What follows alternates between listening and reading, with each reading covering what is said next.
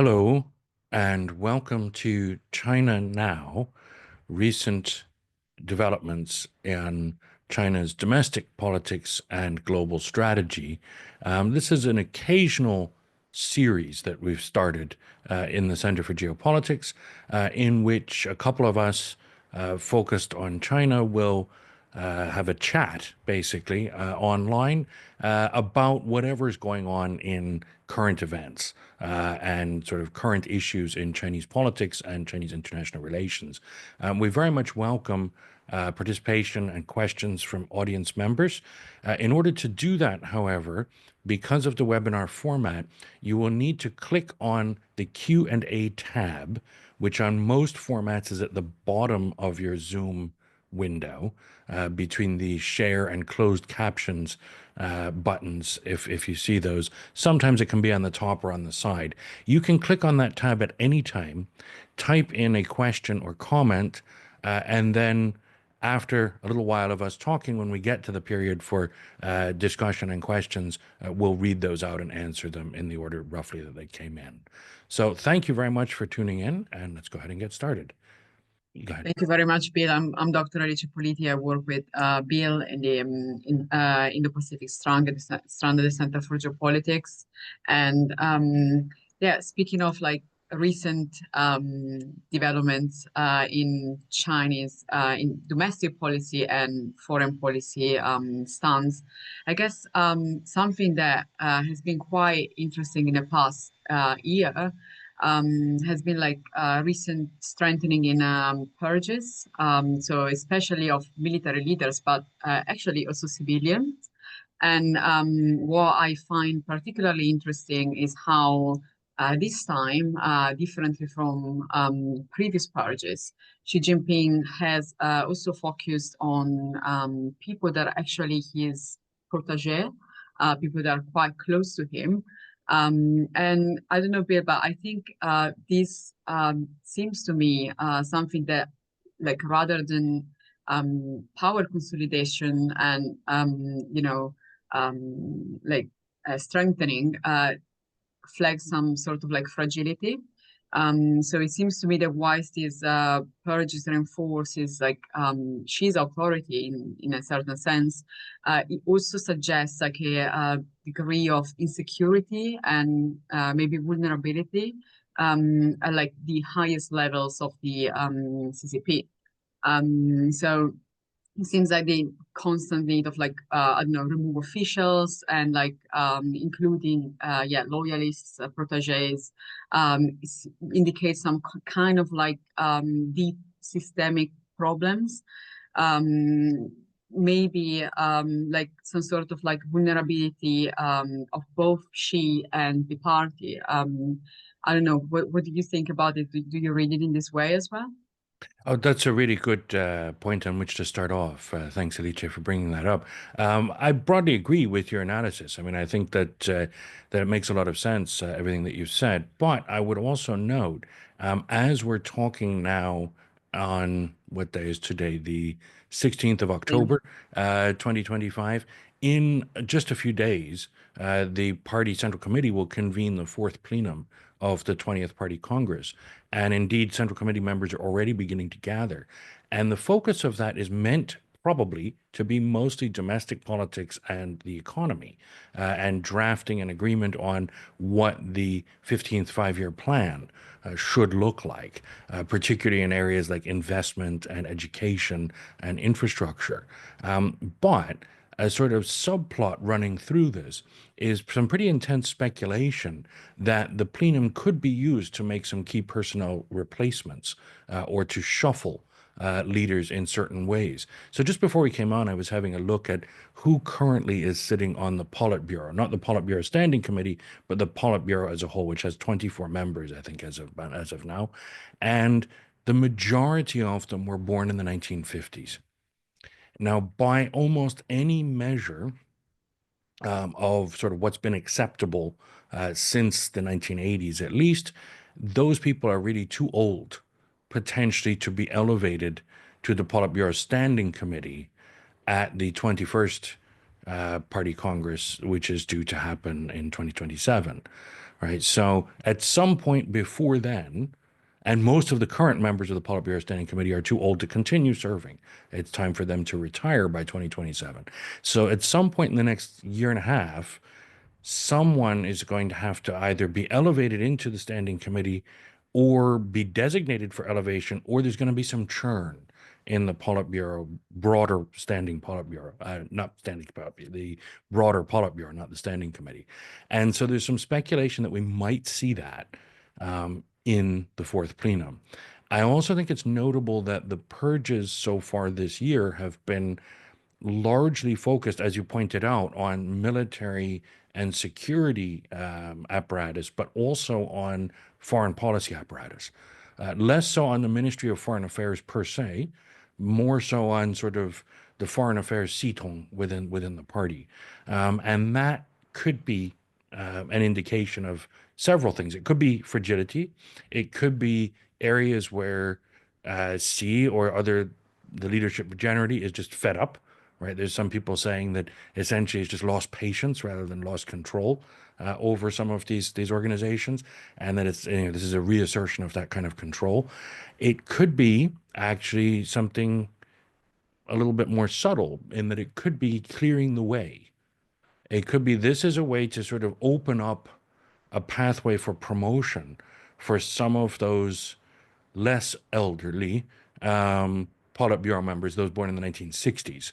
There were none, by the way, born in the 1970s. Right? So they're all at least 10 years older than I am.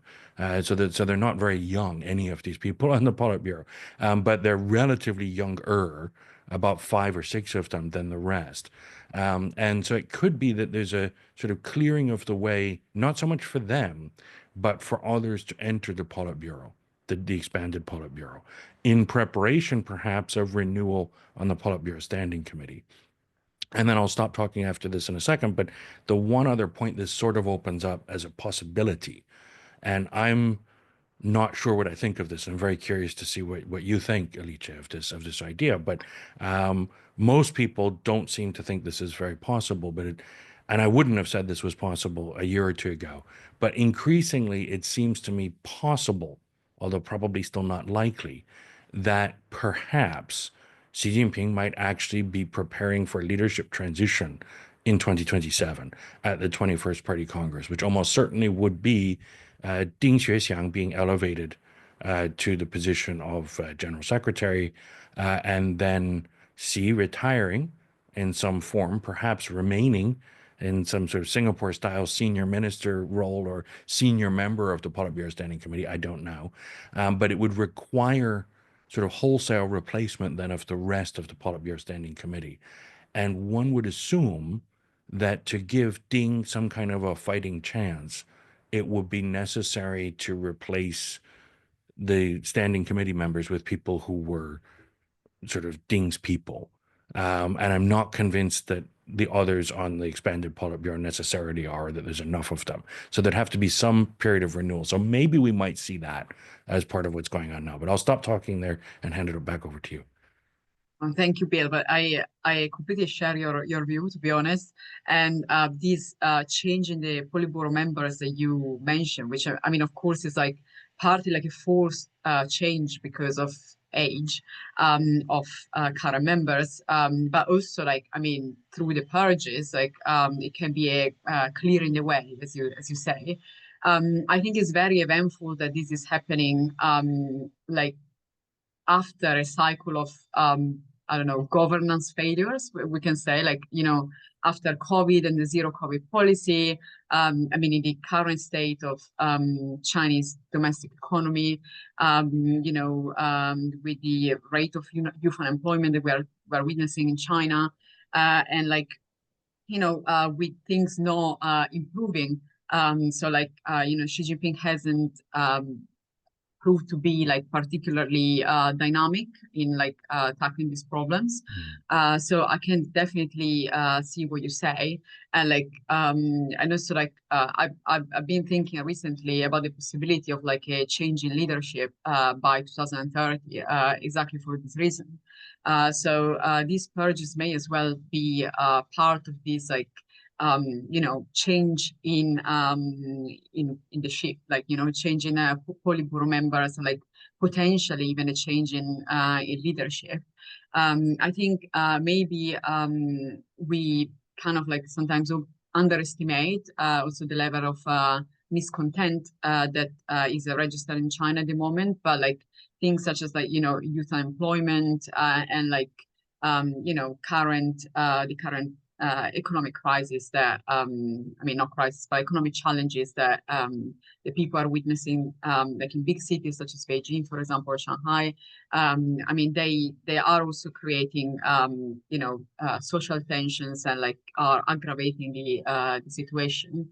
And I guess also the fact that like bureaucratically Xi Jinping and the current members, they haven't been able to like appropriately like and successfully give a response and to the current challenges that the Chinese people are facing. I think that also has a weight, certainly. And maybe now, as you say, maybe now the time is right for starting to clear the way for a new new leadership and like maybe a new leadership style as well. I don't know. I don't know that. I don't know what to expect in the sense, but certainly like probably time could be right for that. And maybe these purges like flag exactly this phenomenon. I mean, purges have really characterized the majority of Xi Jinping's leadership, but it seems like in the past year they've been taken to like a complete different level in terms of scale, in terms of, as you were saying, like not only military people but civilians as well were affected. It seems something that like there is a bit different from what we've seen in the previous 10 years, in the previous decades. So I certainly agree with you.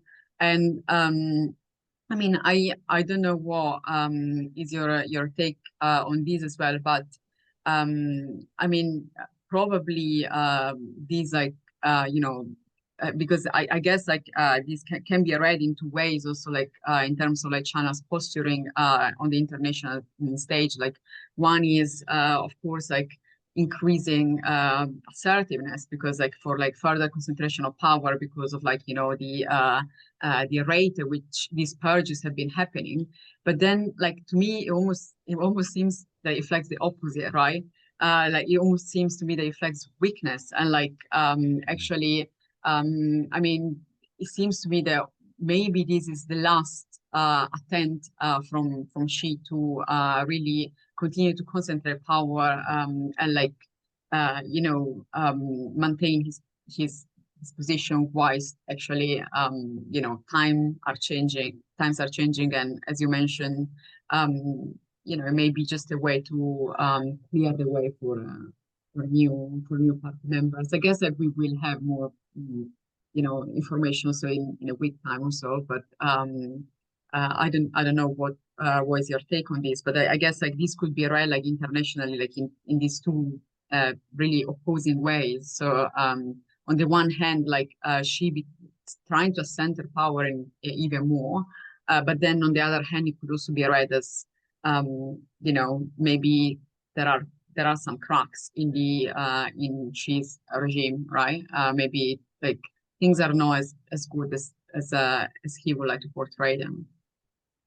Yeah, quite possibly. I mean, I think one other interesting aspect of this, in terms of looking at domestic politics, is, I mean, you highlighted correctly that there's a lot of discontent, right? That there's youth unemployment, that there are other problems in the labor market, the economy generally is a lot more sluggish.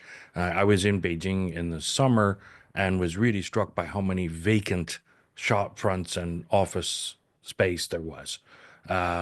Compared even to just before COVID or even just after COVID. It's not reducing. If anything, it's increasing the vacancy rate of commercial real estate in quite desirable parts of Beijing. So this should be prime real estate.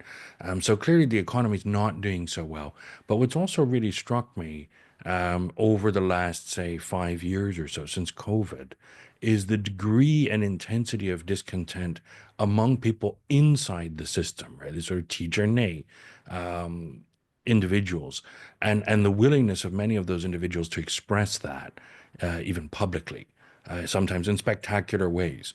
Right? I mean, the protester and Si Tongqiao is the most dramatic example, but he was actually a person from inside the system, right? He wasn't some random outsider, sort of lone social activist, right? And so I think that's relatively new. If you can't motivate the people inside the system, either through selective incentives, i.e., kind of corruption or involution, or through and sort of ideological commitment or faith that they're actually accomplishing something good and important, that is a kind of weakness, and that's one that I'm sure that Xi Jinping, I mean, he talks about this frequently in his own speeches and writings. I'm sure that he's concerned about this and is trying to rectify that. But the question I would then pose, and I'm curious to hear your thoughts as well, what can you do about this in terms of domestic policy? Right? Is more investment, is more sort of stimulus, more spending, more local government debt, is that the best way out of this? Is there some other line that could be taken? Is there something other than taxing or spending that might be a good way, either to restart the economy or to kind of get over some of these other problems of discontent and of institutions not really working very well? Um, well, I mean, certainly the most pressing problem, I mean, in my opinion, like, and there is the main cause of discontent is, as you mentioned, also drawing on your own experience when you were in Beijing this summer, is like the kind of like looming economic crisis. Then we never know if this is going to happen, right? Like it's years that you know, analysts and you know, academics have been talking about a potential economic crisis in China, and then this has never happened in the, at least in the, you know, scale at which you know, we were expecting it to happen. So I mean, I don't know what the solution could be. Certainly, I believe maybe an adjustment in the governance stance in terms of like modernizing policies to tackle this problem. I think like this is like my personal take. I think the approach that Xi Jinping has shown, especially in the past 5 years or so, has resulted quite rigid, in my opinion, to address these problems. I mean, I'm not only talking about you know, youth unemployment and like you know, what we're seeing right now is causing discontent, but more like in general. I mean, even problems in the realm of real estate, for example. Like I think the response has been like very static and quite rigid. So I would say like that like a change in that direction is needed. But then again, like connecting also to what we were discussing earlier, probably a change in that direction also coincides with a change in the leadership, right? I don't know. I mean, it's not necessary, but I imagine if this has been the approach that Xi Jinping has adopted in the past, I mean, since 2012, right? Like, why would we expect a sudden change in the way he addresses these problems now? So probably, I think, like also in regard to what you mentioned before, and I completely share this thought about potentially Xi Jinping, you know, being prepared, like preparing to leave to a change of leadership by 2030 to 2027. I think maybe these events and maybe this rigidity that him and his administration have shown in tackling these problems is exactly the reason why. Maybe like, I mean, this vulnerability and this fragility is actually flagging the fact that I mean, a change has not happened, and like it's not likely to happen. And so to make that happen, like the only response and the only suitable solution maybe is, you know, a change not only in the members of the Politburo, but really at the leadership level. But yeah, so in brief, like what I think is that like there needs to be like a change in the I mean, in the approach from the leadership in terms of like being a little bit more flexible and in tackling these problems. I don't know what you think about this. I don't know if like you think that is a change in leadership is necessary for this. I mean, it wouldn't be necessary if Xi Jinping showed more flexibility, I would say, in the past 10 years, but he hasn't. So, and like especially, after the zero COVID policy and everything has resulted from, I don't know, recent policies, I think he hasn't shown a particular, favorable approach to, not being rigid and being able to tackle these problems properly. I don't know what you think about that. Sure, very quickly, and then I really want to move on to a couple of foreign policy topics before we get into the questions and comments from the audience. But very, very quickly on this, I think Xi Jinping today bears a lot of resemblance to Vladimir Putin in the first years of his administration, sort of right around the turn of the 21st century, in that both Xi and Putin are focused in that period very, very well, in the current period or 25 years ago, very, very strongly on reinvigorating institutions, trying to get institutions to actually work.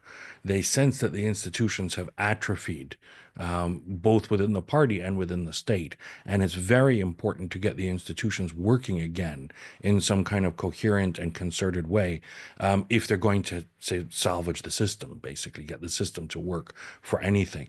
And I think a lot of the frustration around trying to do that is what we're seeing expressed in the various purges, the anti-corruption campaigns when Xi first came in, the more recent purges, I think are all really related to that on some level. A frustration with this persistent inability really to get all the institutions working the way that he'd like them to be working, or as effectively as he'd like. But I think also since about 2015, it's been very clear to people observing closely that the system isn't really working, right? At least not in the economy and not for social policy, right? So economic policy is not generating sustainable, very high rates of economic growth, but it is generating asset price bubbles. And the asset price bubbles are becoming quite dangerous in several different classes of assets, in the stock market first, later in real estate, now in multiple asset classes. There's a risk of basically collapse of one of these bubbles that would bring a major crisis, if that were to happen. But at the same time, economic growth is quite stagnant, compared to what everyone would like it to be. I mean, it's a lot higher than the UK's economic growth right now, but people would like it to be quite a bit higher. There's a sense that it should be quite a bit higher. And so I think there's been a debate over this that's recurred about 5 or 6 times in the last 10 years about, is it time for serious structural reform of economic and social policy? And if it is, we better do it now. And it's going to bring very serious short-term pain and risk, but we can get that through and maybe be okay on the other side. Whereas the argument against that is that the short-term risk is simply too high, right? The risk of provoking a really severe crisis is just too big. That would be foolish to do this. You could really end up in a lot of trouble. And so these two sides have argued about it, and always the more cautious side, the side that wants to forestall serious structural reform, has won that debate.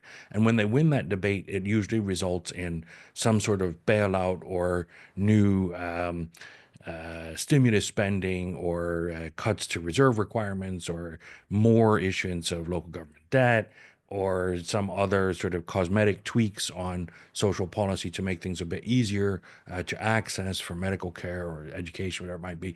And that it doesn't really get at the systemic root of the problem, but it does maybe push things a little bit down the road. And I think the fairly explicit bet that's being taken by people who advocate for that position is that if China can continue growing fast enough for long enough, as it did, for example, in the 1980s through the middle of the 1990s, even, or late 1990s, a lot of these underlying structural problems will become less acute or less severe because they'll be much smaller relative to the overall size of the economy, right? The whole famous argument of growing out of the plan, all the distortions of the planned economy can be resolved much more easily when the non-planned part of the economy is so huge by the end of the 1990s compared to what it was in the 1980s, if they'd actually attempted a sort of Eastern Europe style shock therapy at that point.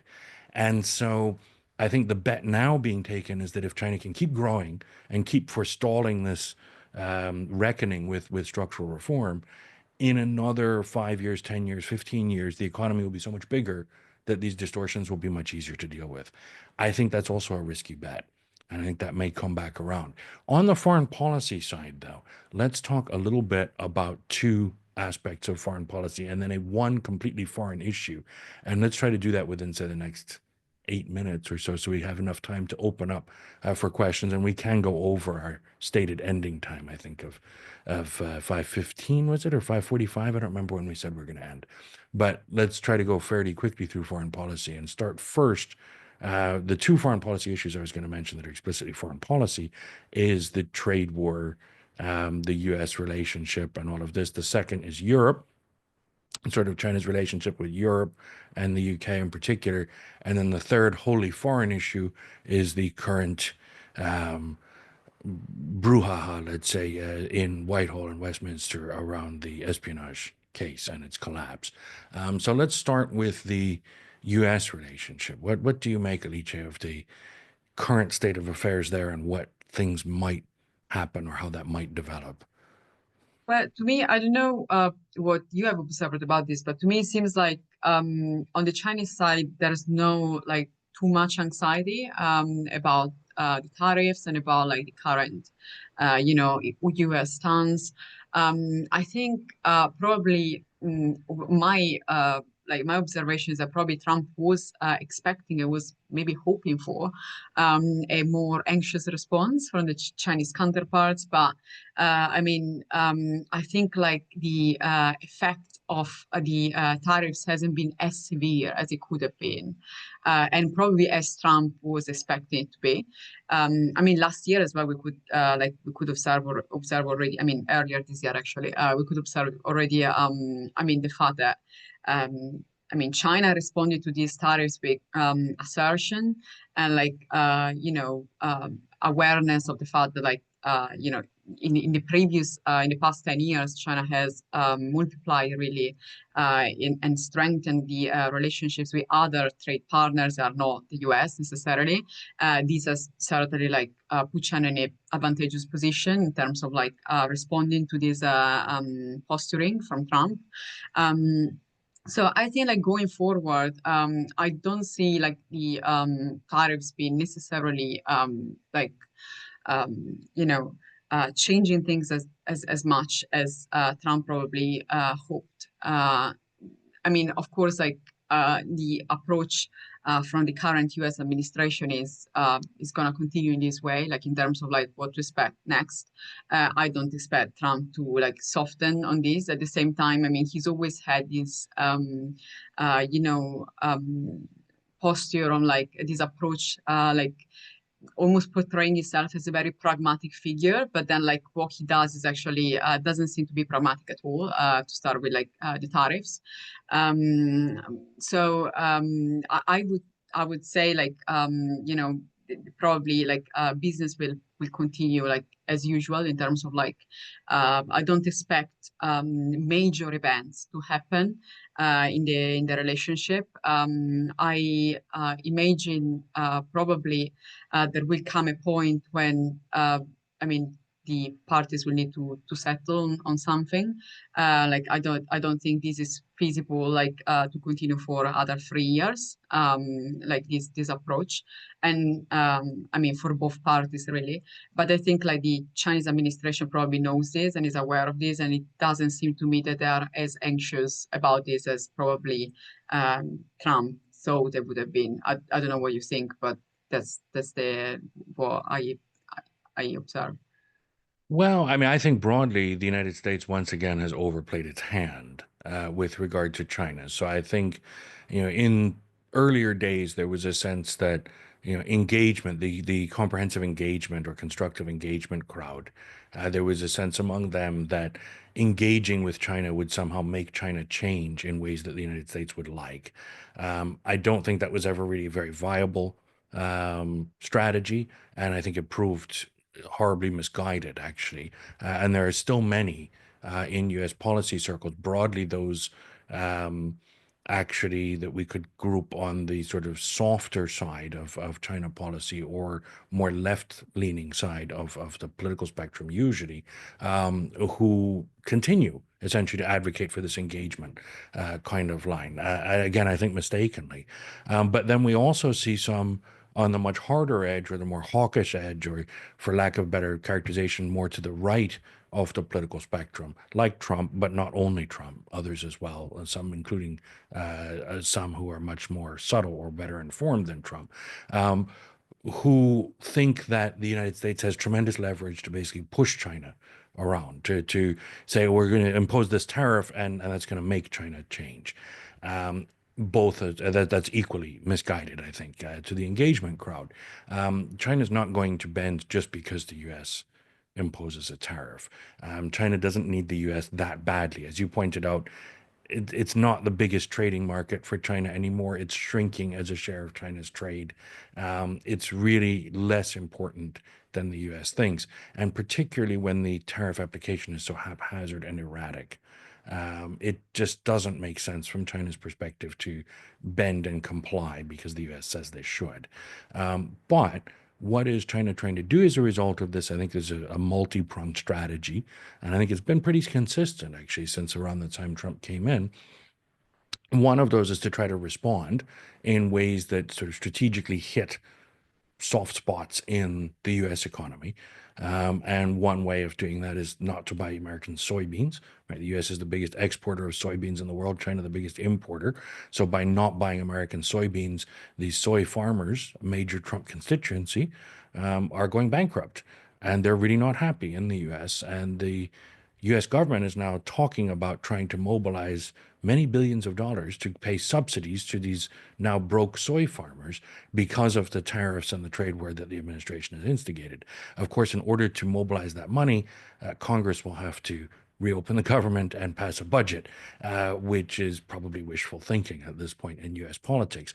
But aside from attacking the soy industry through this move, the other really interesting response from China has been the rare earths export controls on security grounds, allegedly. And that's a really clever response, I think, to the CHIPS Act restrictions that the US put on, and also just to generally sort of turn the screw a little bit in terms of pressuring the U.S. on the economic and trade front as a sort of tit for tat response to the tariff escalation. But the real response, I think, is even more important or more subtle and a bit more oblique to the trade issue per se.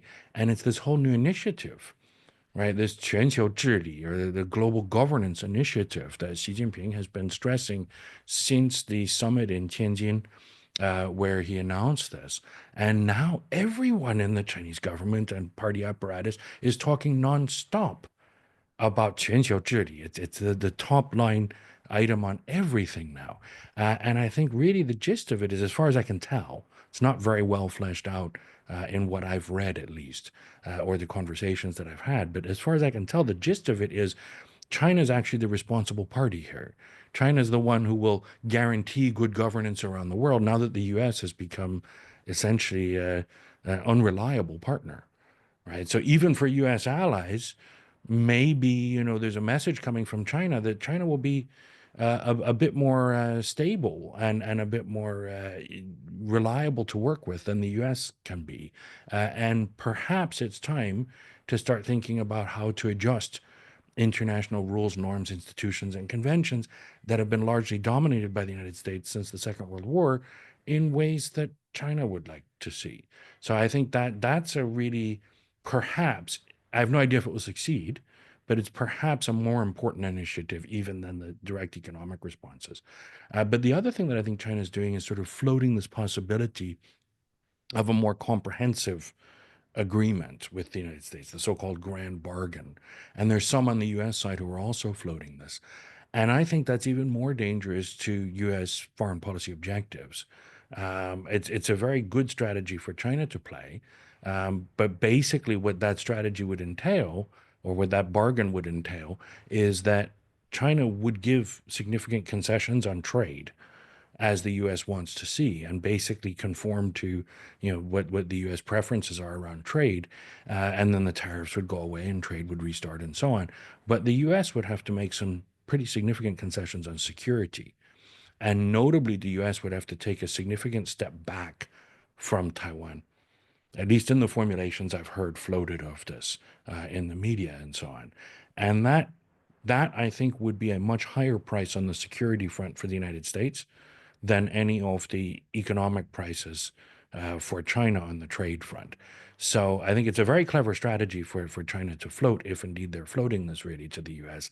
I think it's a somewhat dangerous proposition from the U.S. point of view, that may be attractive in terms of getting the trade concessions immediately, but only if one loses sight of the much larger, and I would argue more important, security objectives throughout the Asia Pacific that the U.S. has had for the last 80 years.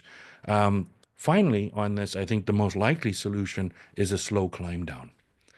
That, what I think China is probably expecting and is hoping for, really realistically, is that, a series of sort of small steps and so-called confidence building measures and so on will slowly reduce the tension and reduce the tariffs and the restrictions in some sort of way such that China does not have to give in to anything or make any direct concessions, but they will do something to give Trump face, essentially, and let the United States make it seem as though the U.S. government has scored a victory, at least for the U.S. domestic consumption.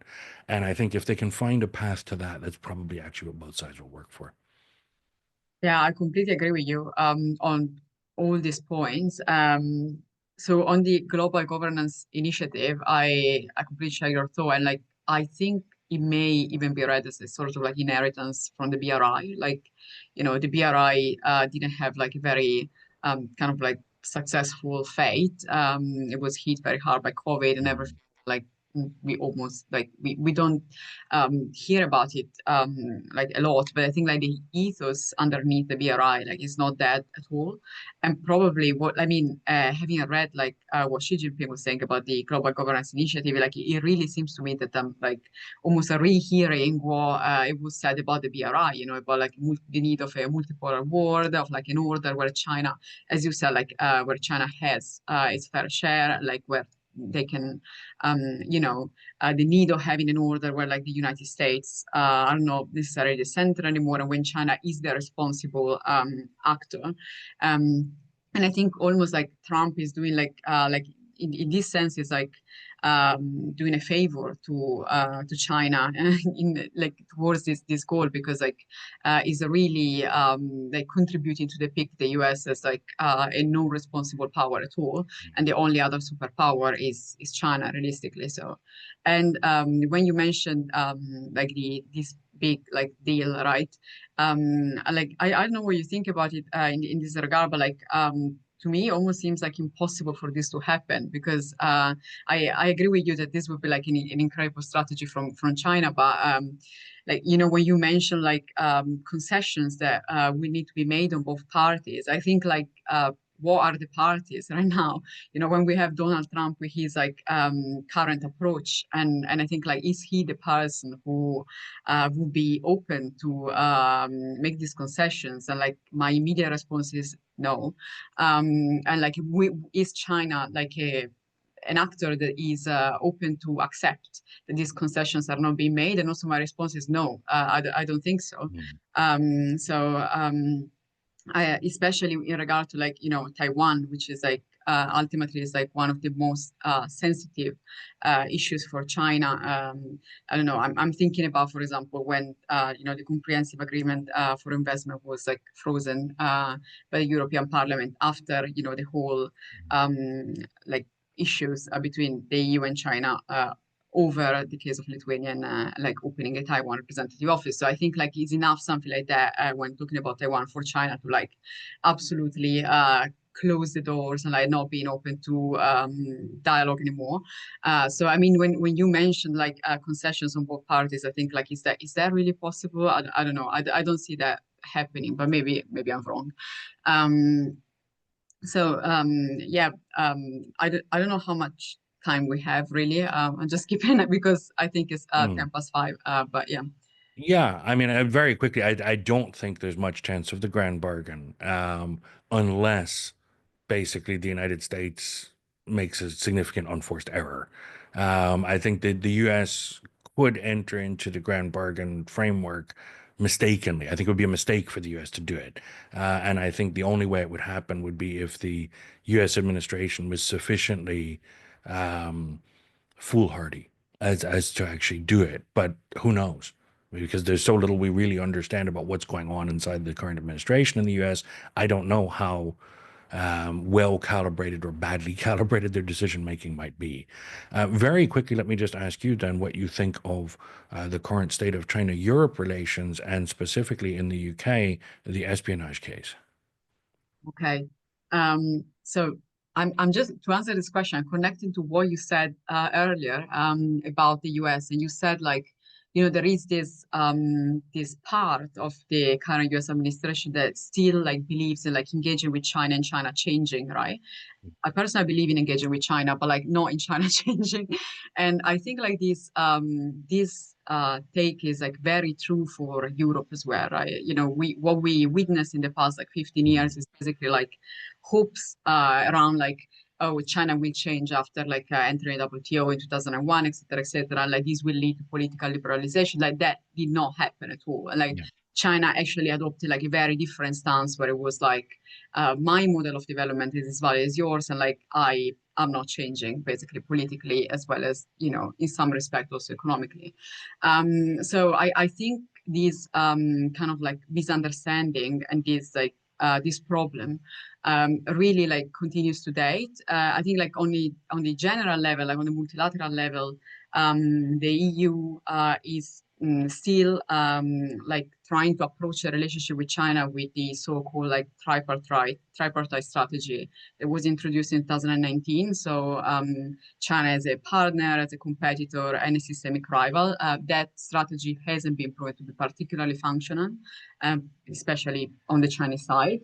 Um, then, I mean, of course, the de-risking strategy was introduced in 2023. That is still valid.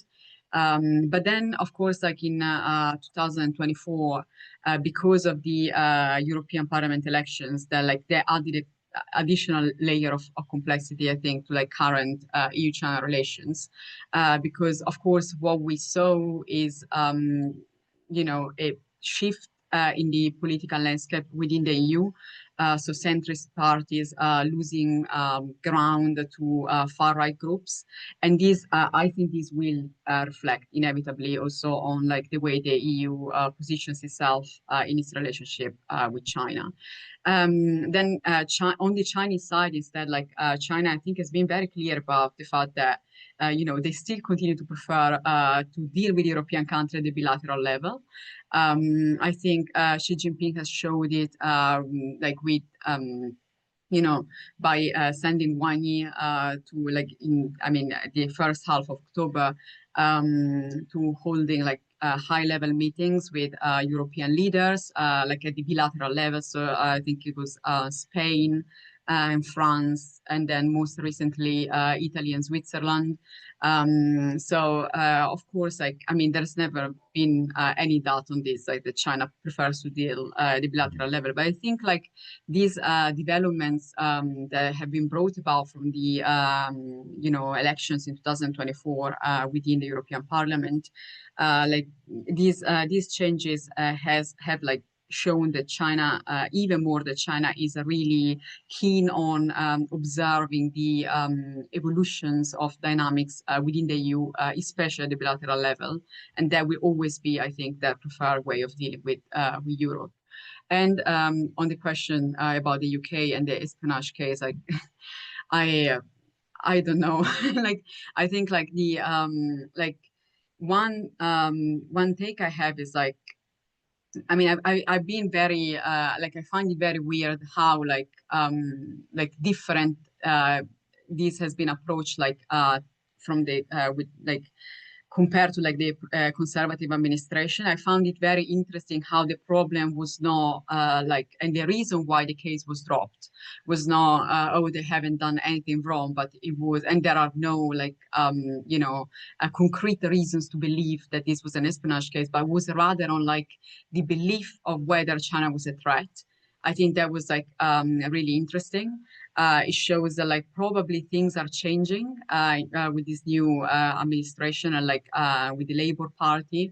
Probably there is more interest in like non-portraying China as a threat anymore, and I think this case certainly signals that. In terms of like whether something like that falls within the remit of espionage happened or not, of course, like we cannot know with certainty. Certainly, something has happened, but I think what is really interesting is like the reason why the case was dropped. So China, like we cannot consider China a threat anymore, basically. And this probably, I don't know what you think about this, but I think this probably also indicates like the need to engage with China, maybe like to attract investment from China, to like deal with China in a more relaxed way. I don't know, to conclude trade deals with China. I don't know what is exactly the specific need, but certainly, like I believe this flags a shift from China is definitely a threat to like actually we cannot call China a threat anymore. Like we prefer to maybe adopt different vocabulary. Mhm. I mean, I'm not sure actually. I'm still just learning about this case, and obviously I have no information about it beyond what's been reported in the media. But my sense is that, first of all, the stated rationale, at least at Prime Minister's questions yesterday, for why the case was dropped, uh, to me seems a bit odd, but also on the one hand clever and on the other a bit clumsy. It's sort of the only way that the current government can blame the previous government for why the case didn't work. So in that sense, it's sort of clever, but it's also a little silly. Basically, to say that it's impossible to gather sufficient evidence that China was considered a threat at the time of the alleged breach of the Official Secrets Act, which is back in the previous government. So it's they're blaming the conservative government basically for not being able to produce or not being able to furnish enough evidence that in fact they considered China to be a real threat. Um, I think that's a very slippery kind of rationale for dropping it, but I mean that is what's been stated. But beyond that, I think what it also seems to illustrate is a kind of, well, actually, beyond that, one thing I think is also the case, almost certainly, is that contrary to some of the implications in some of the reports I've seen, I would at least be very surprised if China had anything to do with this in the Yeah. sense of not the espionage if espionage happened, but the dropping of the case. I really don't think there's been diplomatic or under the table or behind the scenes pressure from China to drop the case for several reasons, not least because by exerting such pressure, they would be admitting that there was in fact espionage going on, right? So it would be a foolish move for China to actually exert that pressure. Um, and also, I think there's a lot to be exploited in the incoherence around this case from China's point of view. And that's the last point I would make, is that I think it shows a kind of internal incoherence of the current government in terms of how to deal with China.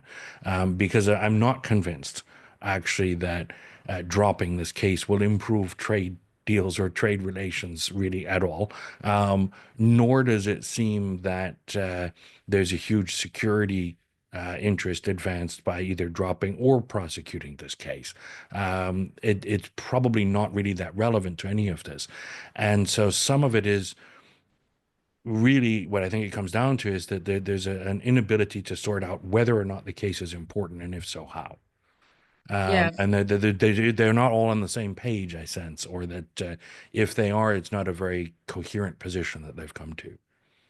Yeah, I agree. And like certainly like that this like cannot be the tool through which like, leverage trade or like, stimulate agreements or anything like Mm. probably I think yeah, as you say, like it comes probably on a very like from a very like meddled like and like indecisive like and confused position on China, where like I mean, is he a threat? Is not a threat? Who knows? And also like maybe it has more to do with domestic politics than like actually like foreign policy. So I agree with you that it's very unlikely, and it would be like very detrimental for China if there would be any under the table consideration or communication. So it may even be that this has been like a problem like solely at the domestic level and here in the UK. And yeah, like an interesting drop in the case was like as you say, like probably is this day important or isn't it, or even maybe just to like discredit the previous government. Yeah. Yeah, I think it may even speak to, sort of internal politics within the Mm. government as much as it does to domestic politics generally in the UK. But I honestly don't know. But it is an interesting and odd uh, example or case to watch sort of how it plays out. Let's try to go through the questions at least quickly in the last sort of 8 or 9 minutes. And so the first one that came in says, does the leadership consider the invasion of Taiwan more favorably or less favorably considering the current administration in Washington? What do you think? Um, I think the current administration in Washington is not really a factor, and I would say less favorably, but not because of the current administration in Washington. Mm. I would say less favorably because China is definitely not ready for a full scale invasion of Taiwan. I think like strictly from a military perspective, China currently I don't think it has or is close to having the military sophistication that would be necessary for like an amphibious attack like that. It may be, I mean, considering the rate at which the PLA is modernizing and is expanding, like that may be the case in like I don't know, 15, 20 years. I don't see that happening. And earlier than that. And also apart from this like technical reason, I think also I don't think it's particularly convenient politically for China at the moment to do something like that. So I don't think like I mean it would be like incredibly difficult to like assert power like on Taiwan when like the Taiwanese people clearly don't want that. I think it would just complicate current problems that China is facing. So I don't think is in the short-term agenda for the. I mean, despite Xi Jinping's clear assertion on the matter, but I don't think short-term is like a feasible goal. I don't think like the change in the administration in Washington really changes this. I don't know what you think, Bill, but that's my take. Yeah. Um, I don't think it's very likely that China would want to invade Taiwan now or in the near future, basically because it would be far too costly and far too dangerous, really, to start that kind of war. What I do think China is closer in capabilities, at least as far as I understand it, and I'm not really a technical military capability kind of person. But my understanding is China's closer to being able to do this than 15 or 20 years in the future.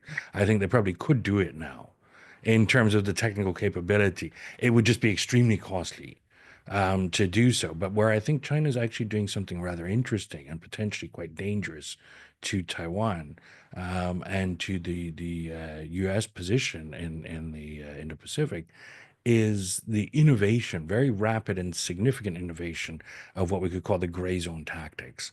And these sort of different kinds of moves and maneuvers, everything from information warfare and electric cable sabotage to, the military exercises east of Taiwan that aren't a blockade but can be tantamount to a blockade. All of these moves are extremely costly in terms of they cost billions for China to do this, but they are actually pushing the boundaries a little bit and in more significant ways than we've seen in decades around the edges of this kind of signaling game. And so where I think China wants to get to ultimately is victory in that sort of game such that they can win in Taiwan without having to fight.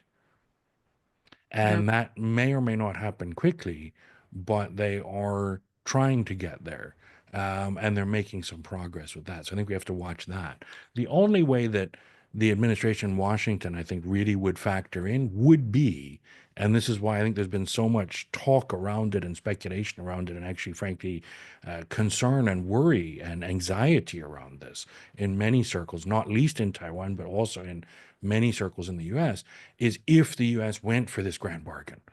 If Trump actually decided, okay, let's essentially take a step away from Taiwan in order to get other concessions from China, then I think that the calculus would shift, not necessarily decisively, but significantly for China. If the U.S.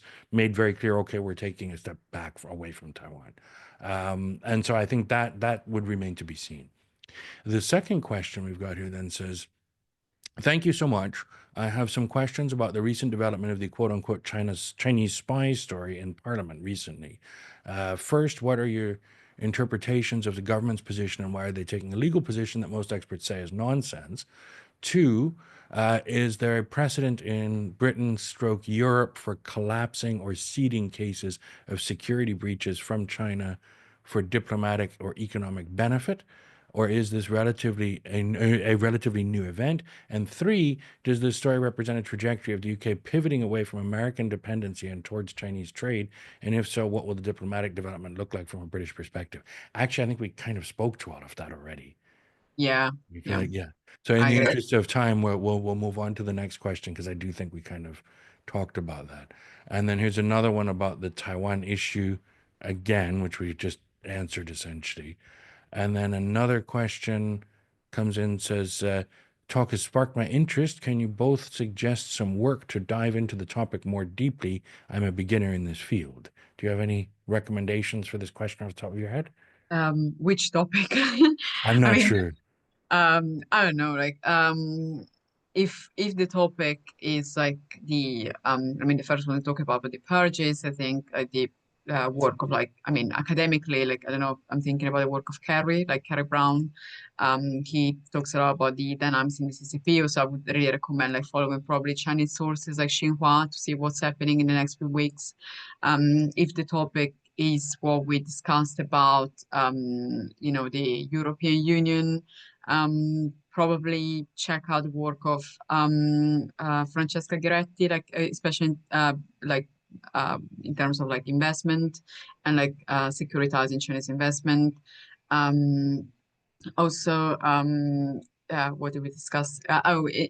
With the case of like the UK and the spies, I think like it's very much evolving. So, I don't know. Like I think it's just like keeping an eye on the news with that.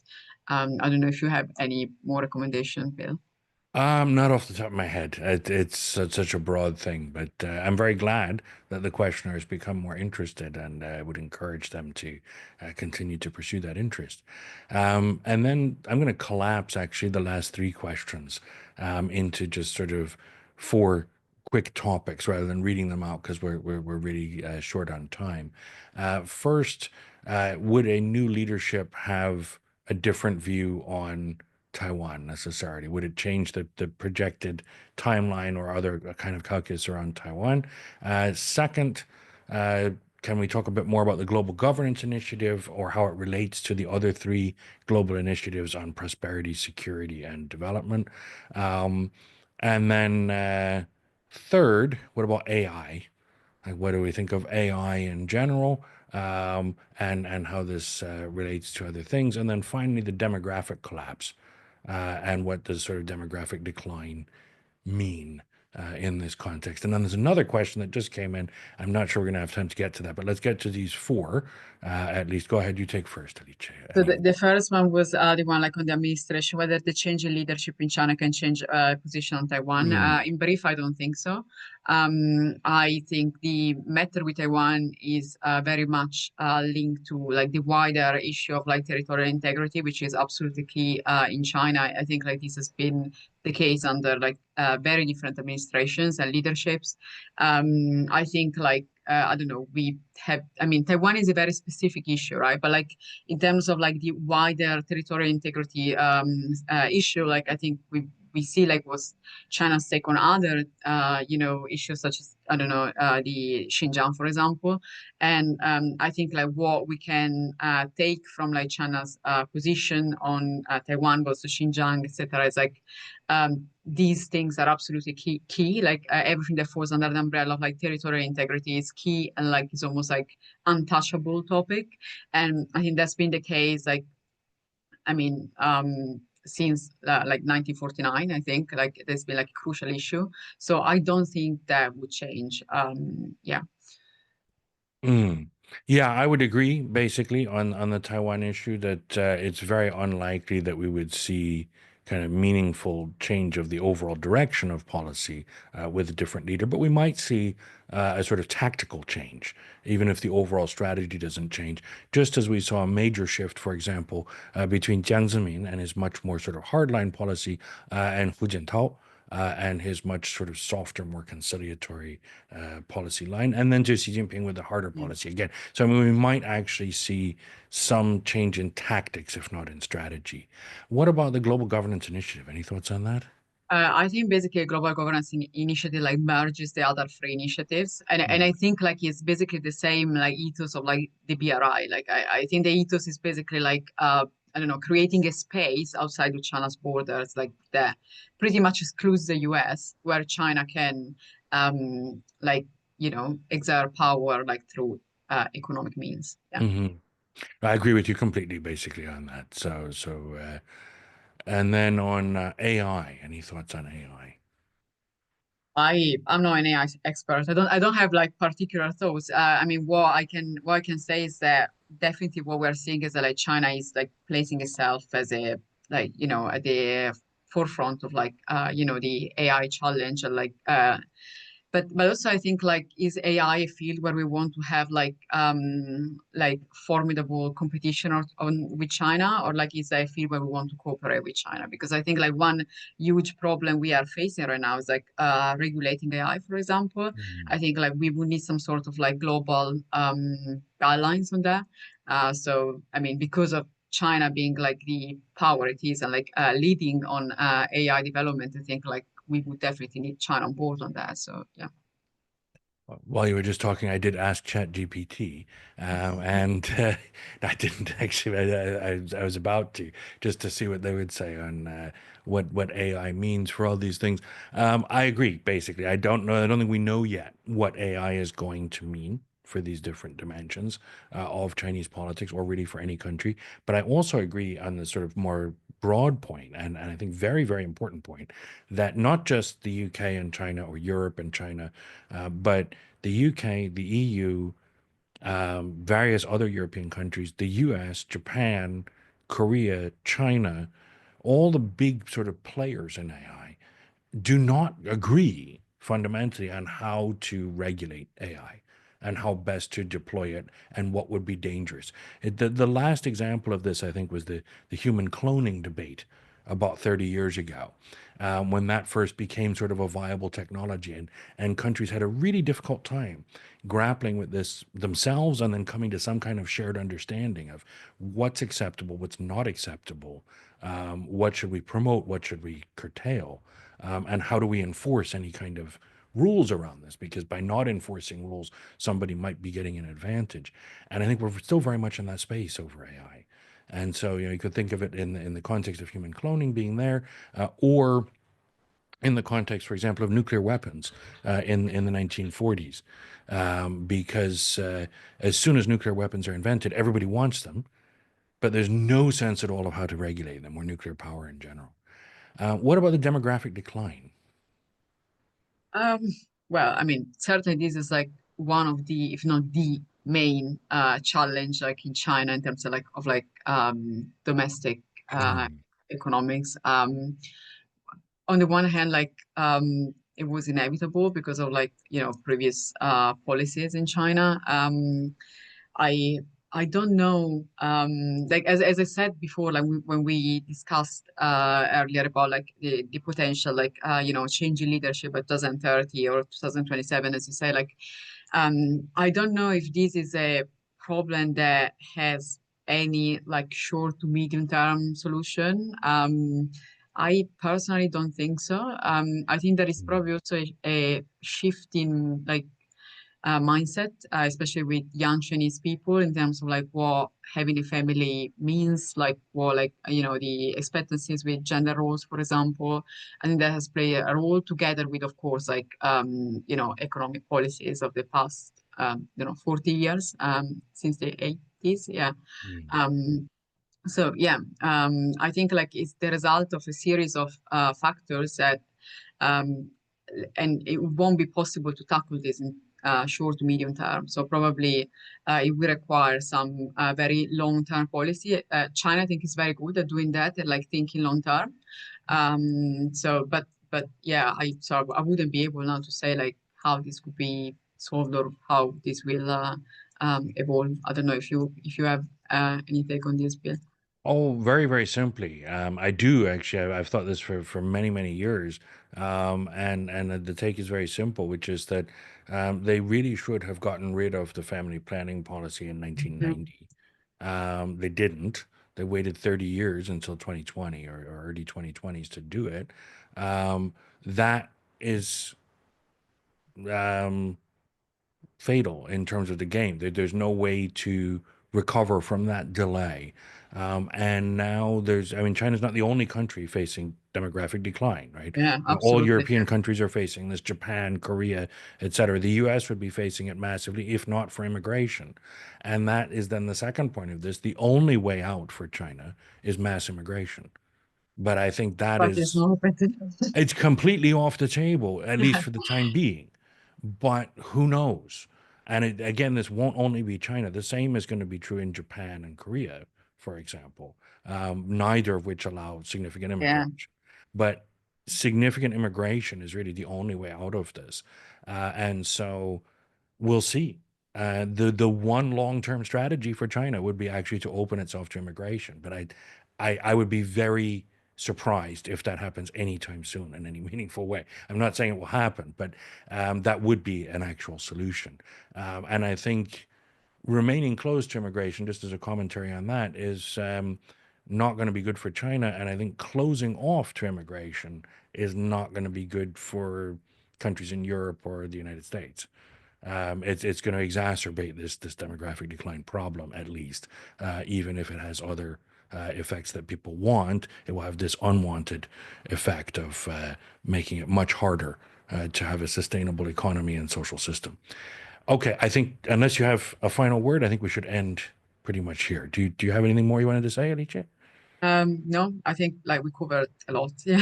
Great. Okay, great. So thank you very much. Thank you, everyone in the audience, for joining us. Thank you for your questions. Sorry we couldn't get to the last one. And we expect to do these maybe once every couple of months or so. And we hope to see some of you back at the next one. Thanks again. Thank you.